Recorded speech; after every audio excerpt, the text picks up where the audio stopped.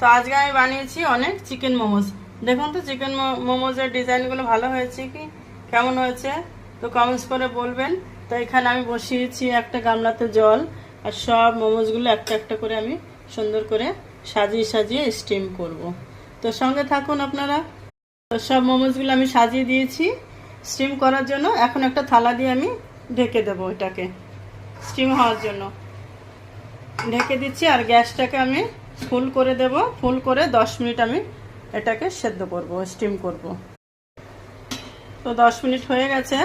এখন আমি ঢাকনাটা খুলে দেখব হয়েছে কিনা। দেখুন কি সুন্দর এক একটা ফুলে বড় বড় হয়ে গেছে, বড় বড় হয়ে গেছে। এখন আমি এটাকে এইটা দিয়ে তুলে নেব। দেখুন এখানে আগেও আমি স্টিম করেছি দেখুন, আর এখানে আরও বানিয়ে নিয়েছি। এটা বের করে আবার এটা স্টিমে